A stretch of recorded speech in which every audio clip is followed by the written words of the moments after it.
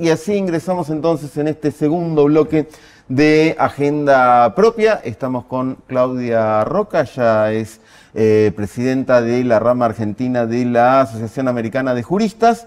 Y también, perdón, y también integrante de la Red Federal por la Defensa de los Derechos Humanos y la Democracia. Ahí va. Claro. Para algo podríamos llamar el Estado de salud en el Estado de Derecho que se va. Sí, claro. Claro. Era un proceso que se venía desarrollando más o menos fácticamente, pero bueno, creo que acaban de blindar a los jueces y fiscales adeptos a este régimen. Con una ley que, bueno, tendremos que ir planteando la constitucionalidad en la medida que sean los casos.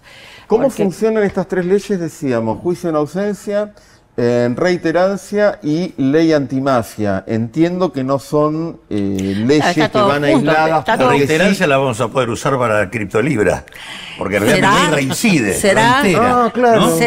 ¿Será? No, bueno... pero difunde, no promociona, así pero que no capaz que no es un delito. No, bueno, ¿y qué hacemos con la incumplimiento de los deberes del funcionario público, no? Tampoco. Bueno, perdón, ¿no? Como para ordenarnos, porque nadie, es como que pasó sin pena ni gloria. El jueves, en una batería de medidas, el Senado aprueba la ley antimafia, nadie habla del tema. Cachorro anticipó algo en el bloque anterior. ¿Qué es la ley antimafia y cómo nos afecta? Bueno, dijo... Eso que dijo Cachorro. No, pero bueno, pero hay algunas cosas que hay que decir primero.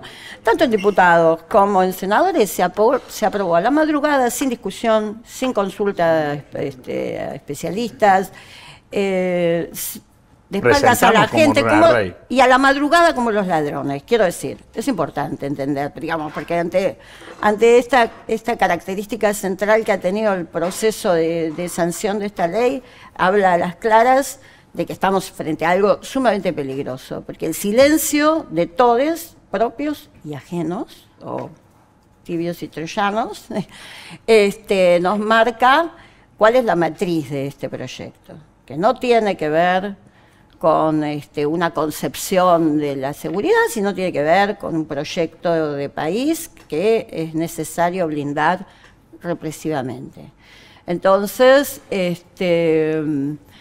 lo primero que hay que decir es que, bueno, aclaremos qué es esto de reiterancia primero. Quiere decir que una persona con dos acusaciones penales puede ser... No condenas. No condenas. O sea, con dos causas abiertas. No condenas. Puede ser objeto de prisión preventiva. Inconstitucional y contrario a todas las convenciones. Claudia, Perdón, acusaciones de cualquier gravedad, digo, si no sé, me detienen por resistencia a la autoridad, que es una figura que se usa mucho cuando se detienen en una represión. Y además modifica la reincidencia, que antes se exigía que se tomara como reincidencia el cumplimiento efectivo de una condena.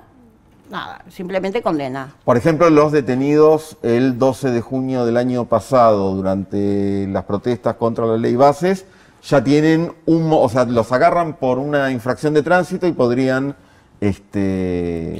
tener preventiva.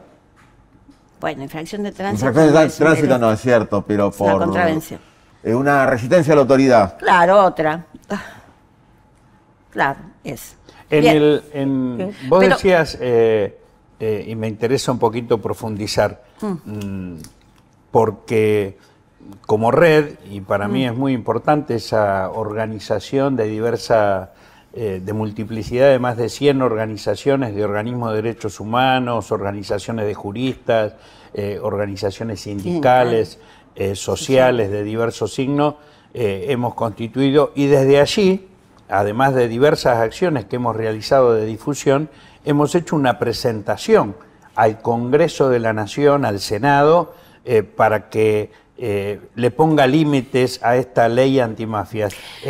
La respuesta fue silencio total y habilitación y aprobación entre gallo y medianoche. Me gustaría un poquito profundizar sobre esa presentación. Por mail de haberla, nada más. No, bueno... ironía aparte, lo primero que hay que decir es que es una ley que tiene defectos jurídicos importantísimos. Para empezar, no define qué es crimen organizado, o sea, podemos ser crimen organizado, no definir un tipo penal, sabemos cuál es el objetivo, ¿no? Que eso es como el ABC de una ley. Claro. Definir... No, y además, porque cuando vos no definís un Habilita la tipo penal, arbitrariedad del habilita que poder. la interpretación sea amplia del juez o el fiscal, Claro, pero digo, que toda ley que cuando toquen suerte. legisla sobre algo, define que es ese Bueno, los es alcances de esencial ese- en el derecho penal tipificar. Una conducta, para ser punible, tiene que estar tipificada. Si no, no es punible. La otra cuestión central es lo que se denomina el derecho penal de autor. Es decir, vos para que seas condenado por algo tenés que haber hecho algo. Tenés que haber cometido una conducta punible. Bueno, aquí, igual que en la controvertida figura de asociación ilícita, solo porque ellos digan que perteneces a una organización que ellos dicen que es crimen organizado, sos pasible de pena. Eso, por ejemplo, digo, como para ejemplificar, cuando alegan que las comunidades mapuches que reclaman Mira, casi en que el viene, sur, bueno, casi que en el viene, sur un que viene territorio firmado, pertenece, dedicado. Es una dedicatoria que le hacen, creo yo. Ok, o sea, ¿no? si existe o no existe en efecto, bueno, ellos le dijeron la RAM o lo que sea, RAM, claro, digamos, famoso un invento de la grupo RAM. armado, etcétera, como no hace falta demostrarlo, simplemente la justicia puede decir que existe. Ellos dicen que pertenece a la RAM, que además ellos dicen que es una organización criminal, y entonces es pasible de detención y pena. En Perdón. realidad lo que me parece que está acá es haber armado un esquema donde se elimina el Estado de Derecho en aquellas regiones Bueno, que esto- son definidas como estratégicas, fundamentalmente asociadas al saqueo de los recursos naturales. Claro. Entonces, en aquellas zonas donde eso hay que llevarlo adelante, ahí el Estado de Derecho desaparece y entran Así a es. jugar este tipo de normas Claro, que un permiten Un ejemplo muy simple. una suerte asam- de estado de excepción. Una asamblea de trabajadores en Boca de Mina Claro. puede ser calificada como un bloqueo, Sí, claro. afecta a un interés estratégico y por lo tanto pueden esos trabajadores ser calificados de terroristas y un fiscal puede ordenar y establecer Pero que eso ya de alguna manera- ese territorio De alguna manera lo sea teníamos. liberado Claro, y en eso- estado de sitio. Eso Esto ya es lo así. teníamos, el tema Estado de la de intervención excepción. sindical, la cuestión penal sobre lo sindical ya lo teníamos, como teníamos el protocolo que transforma el delito Sí, en la pero no protesta la callejera. penalización. Pero lo que aparece ahora es el tema de las regiones, en donde Claro, directamente vos instalás una suerte de estado de excepción en una región determinada. Claro, porque se llaman zonas, establece la posibilidad de que a requerimiento de un fiscal federal, Ministerio de Seguridad o algún fiscal especial, se pueda determinar uno que se llama una zona de investigación especial. En esa zona de investigación especial se puede todo, piedra libre. Que además es extensible, Allanamiento, es detenciones, extensible filtración a de las requerimiento. comunicaciones. Para lo único que eligen de todo lo que pueden hacer, dice la ley, para lo único que se requiere autorización judicial es para los allanamientos y para los decomisos. Ahora, siempre hay una trampa. En los allanamientos pueden ser extendibles también a otros, porque si encuentran un delito vinculado al objeto del allanamiento que autorizaron, allanan directamente. Pero, perdón, y es importante entender esto a raíz de lo que decían los dos, ¿no? Es decir, en esta zona de investigación especial, o sea, lo que está haciendo la ley acá es regular con una supuesta ley el estado de sitio constitucional. Y entonces cambia conmoción interior por amedrentamiento. ¿No? Y imagínate lo que decía Cachorro, ¿no? Nos vamos todos los despedidos de PF, que la fuerza no lo permita. Vamos a hacer una El acampe de manifestación. Telam que hubo acá. ¿Cómo? Por ejemplo, el acampe de Telam que Claro, tuvimos ¿no? acá unas Entonces, cuadras. bueno, pero no usan la palabra terrorismo, ahora son una organización criminal. Una mafia. ¿No? Eso te quería Una preguntar. organización criminal. Entonces, además tienen el Comando de Seguridad Productiva. ¿Qué es eso? Además tienen, es lo que creó Patricia Bullrich Ujú. en el Ministerio de Seguridad. Ujú. Además tienen la División de Agentes Encubiertos, también por resolución y decreto. Y además tienen el Comando de Investigación Federal y el del Cuerpo de Inteligencia Artificial, con el cual, merced a las bondades de esta ley, van a poder entrar en tu computadora, en tus sitios, en tus redes, en absolutamente todo, porque no existe más el artículo 19 de la Constitución. Entonces, el esquema, y ahí sí me parece importante atarlo, ¿por qué esto de zonas de investigación especial? Porque esto responde a un proyecto de dominación económica. ¿Qué zonas tenemos calientes? Y es fácil entender dónde se va a aplicar. Neuquén, el norte por el litio, ¿no? Las mineras. El corredor litoral. Digo, ahora, ¿cómo entra esto en el discurso? Porque digo, aquí no hay solo una complicidad de el Poder Ejecutivo con el Judicial y el Poder Legislativo. Aquí también hay una complicidad comunicacional muy importante, digo, porque todo esto lo meten con el famoso discurso de mano dura. A ver, la mano dura, este gobierno, ¿a quién se la aplicó? A los jubilados, a los trabajadores y a la gente en la calle donde tenemos que asistir. Me da vergüenza, no sé cómo explicárselo a mis hijos, cuando veo que hay 20 policías con un pobre señor roto en la calle, digamos. Esta es la mano dura.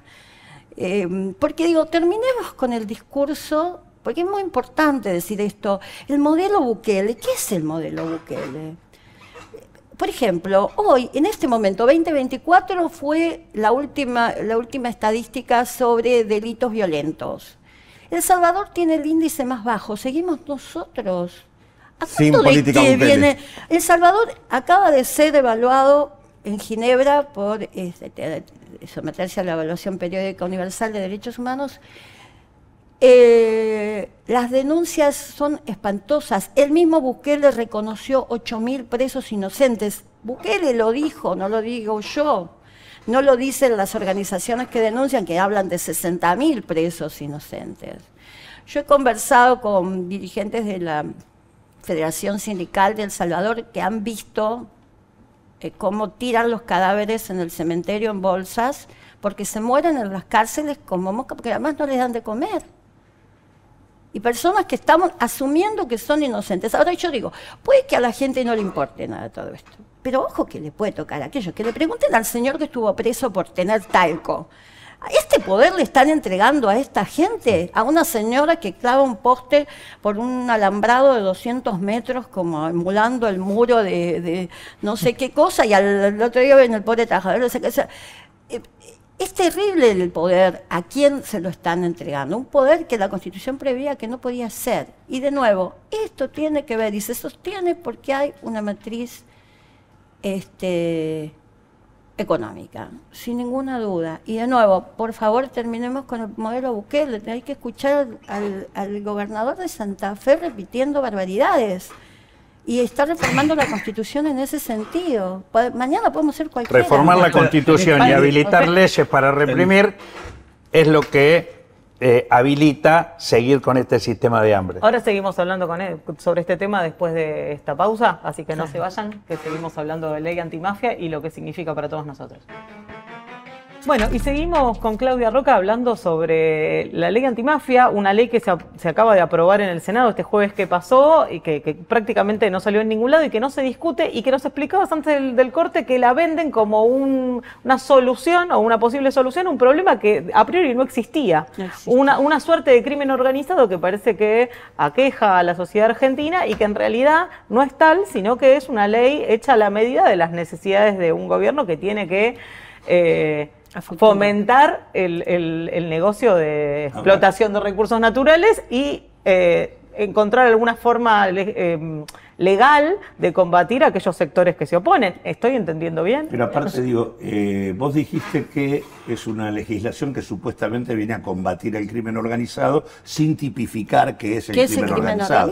Se supone que la mafia, o las mafias, que son todas las que se vienen a combatir con esto, son las asociaciones que de alguna manera llevan adelante el crimen organizado. ¿Cómo definen las mafias ahí en esa ley? No las definen. No las define. Claro, pero aparte, porque lo de antimafia fue un nombre que se le puso, un caballito de batalla comunicacional, por eso decía de la complicidad comunicacional, digo, habla de, por eso se llama en realidad Ley de Abordaje Integral del Crimen Organizado, ese es el nombre de verdad. Pero, de nuevo, hay un tema que es como central, ¿no? ¿Cuáles son las consecuencias en nuestra sociedad del supuesto crimen organizado? Porque, digo, si uno mira estadísticas, repito, tenemos el segundo indicador más bajo en la región de delitos violentos. Pero sigamos, a ver. El narco en Santa Fe. El narco en Santa Fe. Claro, Puyaro, por ejemplo, es uno de los paladines de los eso. Últimos indicadores dicen que bajó la violencia en Santa Fe. Así que, además, el ministro de Justicia y la ministra de Seguridad dieron una conferencia de prensa con pompas y platillos diciendo que habían bajado todos los indicadores en materia de narcocriminalidad. Bien, por ahí entonces no estarían necesitando esta ley. ¿Para qué la necesitan? Después, a ver, hablemos, se acaba de hacer un blanqueo brutal en donde todas las organizaciones criminales del mundo pudieron venir a lavar dinero acá, hasta reactivar el mercado inmobiliario, digo. Así que por ahí tampoco barato, es. Y el dólar barato también para favorecer el tema. Bueno, porque digo, no aborda la criminalidad económica, a la cual a todas luces hoy sabemos que reporta también, digamos, o tiene vínculos el presidente de la Nación, digamos, porque evidentemente hay todo un esquema económico que favorece la especulación financiera más dañina para todas las sociedades. Entonces digo, la reciente revisión del Gafi, el informe que saca la Corte Suprema, dice que se ha avanzado, que por eso no entramos en la lista gris, porque había todo un montón de factores de riesgo muy importantes. Ahora, teóricamente zafamos de entrar a la lista gris porque todos los juicios en materia de lavado y narcocriminalidad han sido exitosos, se han hecho grandes avances, bla, bla, bla, bla. Y entonces, ¿a cuento de qué tenemos esta ley? Bueno, es evidente a cuento de que están blindando a futuro toda la resistencia organizada que tenga la sociedad cuando se complete. Y si les parece que uno está exagerando, miremos lo que acaba de pasar en Bolsón, en donde hay incendios que claramente son intencionales, que son funcionales a una venta absolutamente a precio vil de tierras que les estaban faltando, y vemos que fuego selectivo, porque Emiratos de Qatar no le afecta, a Emiratos Árabes tampoco, a Algo Escondido tampoco. Bueno, y todo es toda una franja que cuando uno mira el mapa entiende que la estaban necesitando, porque además hay un proyecto energético que lo tienen los cataríes de represas hidroeléctricas, que es la energía del futuro, y lo van a comprar barato y en violación a la ley de fronteras. Perdón, vos decías antes de la pausa, ¿a quién le estamos dando este poder? Y yo quería preguntarte, ¿qué libertades nuevas tienen ahora las fuerzas de seguridad con esta nueva ley vigente? Bueno, para empezar, esto que decía Cachorro hoy, ¿no? Tenés en el marco de esas zonas de investigación especial, podés detener por averiguación, más de 30 días. Podés allanar con la autoridad del juez, podés secuestrar bienes, podés decomisar, podés intervenir absolutamente todas las comunicaciones de una persona, y de nuevo... teléfonos, computadoras. Claro, bueno, que le pregunten de nuevo, insisto, con este pobre hombre que fue preso por talco, si no hubiera tenido las garantías constitucionales que tanto nos reprochan. ¿Dónde estaba ese señor? Y que la ley antimafia viola. Claro, obvio. ¿Dónde estaba ese señor ahora? A partir de esta norma, ¿dónde está ese señor ahora? Todavía está preso. Y el silencio que marcaban bien ustedes es lo más grave de todo. Porque ni siquiera le están diciendo a la sociedad realmente si quieren esto. Porque además no es necesario. La mayor violencia la que están sufriendo es la económica. Esa es la violencia peor que están sufriendo la mayoría de nuestra población. Y en todo caso, la inseguridad que tiene que ver con sectores, con delito más marginal, ¿no? Ese es el delito que más impacta en los barrios, que tiene que ver con las condiciones socioeconómicas en las que vivimos. No crimen organizado. No. Por eso, además, esto es la reiterancia. Con el nivel del porcentaje que tenemos de detenidos sin condena en la Argentina, ¿y qué van a hacer? ¿Dónde los van a meter? ¿Se lo van a mandar a Bukele también, como quiere hacer Trump? O sea, o también hay un negocio de construcción de cárceles, quién sabe, ¿no? Bueno, habían planteado también el modelo privado de gestión privada de cárcel. Bueno, claro, ese es el negocio que se instaló en su momento en México. En Estados Unidos. En Estados Unidos, bueno, fue el promotor. Y que ha tenido múltiples denuncias en Estados Unidos, hay que decirlo, claro, de connivencia entre jueces que condenan y dueños de cárceles que necesitan más condenados. O sea que es un modelo polémico. Pero en esas cárceles comen, te voy a decir. Contra más condenados, cuanto más presos tengo, más cobro.